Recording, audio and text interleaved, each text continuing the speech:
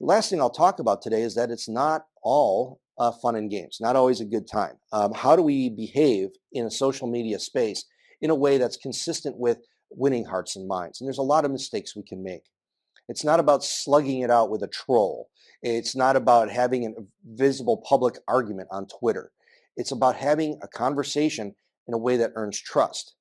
One big way to do that is by understanding the dynamics of what's happening in social media space and exploiting that for our information dissemination.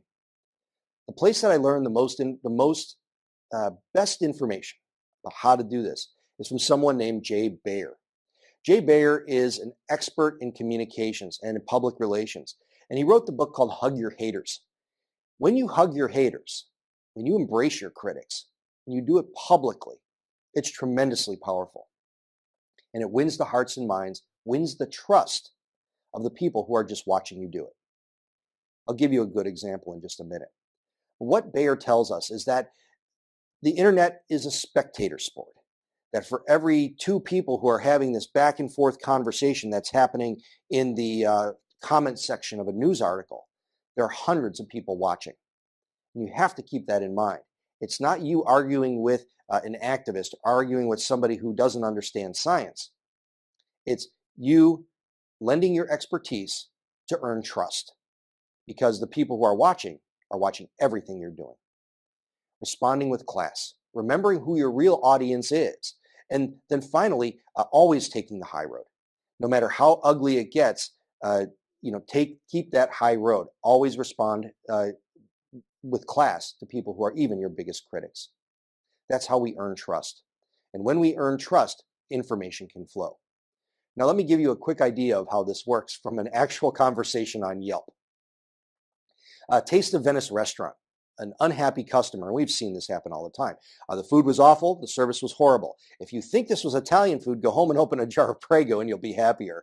This might be a Taste of Venice if you drank the canal water. I'll never eat there again. So we see unhappy customers all the time. And it turns out that Google reviews, Yelp reviews, they tend to be mostly negative because satisfied customers don't complain. So here's the mistake that happens. The chef from the restaurant gets into the conversation and does it counterproductively. Well, obviously, you don't know anything about Italian food. It's my family's restaurant. I hope you never return. We don't need people like you here. Now you see here how this person missed an opportunity to earn the trust of everybody who's watching. That people who are watching this back and forth conversation between a displeased consumer and the chef of the restaurant, the chef didn't earn their trust. In fact, if I saw this review, I might even be disinclined to go to that restaurant. How could the chef use the tools that we've learned from science communication to win the hearts and minds of people who are reading these reviews? What if he said, "I'm sorry you had a bad experience. Meals out should be special times, and I understand why you're disappointed. My family has run this business for 15 years, and customer service is our first priority." Sharing values, right? Talking about what's important to him as a chef and someone who runs that family business. We'd love to try again. Come in and ask for Chef Mario and dinner's on me. I'd like to sit down with you and learn what we did wrong. We want to get it right. Sorry you were disappointed. This is how you respond to a critic. And customer service really understands this now, is that the idea isn't to say even the most outrageous claims. It's not saying you're wrong. It's about saying, how can we make this right? And this is how we have to respond in these conversations as scientists. Here's what's important to us. Here are our values. I understand why you're not getting this. And let me tell you what we're going to do to assist you in understanding. This is a really important part of this entire series, is how we go forward together. You have to identify that audience, and remember that facts don't matter and they're not persuasive until you've earned their trust. That good communication only starts after you've been actively listening to a critic and developing rapport. Because until you can develop rapport, information doesn't flow. Scientists and academics, gosh, we're good at talking to each other, but we're not good at talking to the public. We need to be reaching out beyond our tribes and sharing our expertise to help them understand. If they're going to understand science, we have to be stepping into those discussions. Generate content, amplify content, create new information, and share the information of other people that do it well. And also develop an expanding social media presence. Develop a brand about you, your laboratory, a professional brand. Have a professional Facebook page, a professional Twitter account. Be authentic. Use your real name. Be the person that can build trust by being present in the spaces where the conversation is happening. Handle criticism with class. Read Hug Your Haters. It's a book that will make you not only better at engaging the public, but also make you better in your personal relationships and teach you a lot about how people discuss and interact with each other, the psychology behind it, and how we can be more effective. Defend science. Defend farmers and scientists.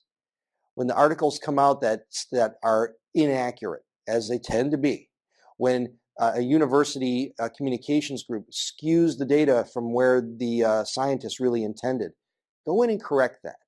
Talk about it. Talk about how we can be better at what we do in science by correcting the mistakes when they happen. Finally, I'll leave you with a picture of Dr. Norman Borlaug, who said, one of my favorite quotations was, "Don't tell me it can't be done. Tell me what needs to be done and help me do it." And this is the attitude we all have to have, really keying off of Dr. Borlaug's wonderful legacy.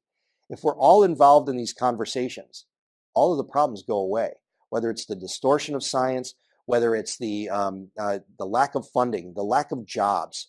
All of the problems that we complain about as scientists are our problems to fix. And it's not difficult. It's us telling the truth, simply stepping into a conversation and having the conversation with people who don't know who to trust. That's where we need to be. Work with a sense of urgency and purpose. Get involved. Generate content. Amplify content.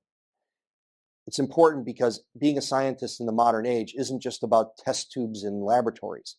It's about showing what we do, showing our relevance, showing why it's important. It's really important for all of us that you step into this conversation. And even if you're hesitant to do it, develop the tools and skills to do it. Generate content, amplify the content of others. It's really important to remember that as scientists, if we're not telling our story, someone else will be telling it for us.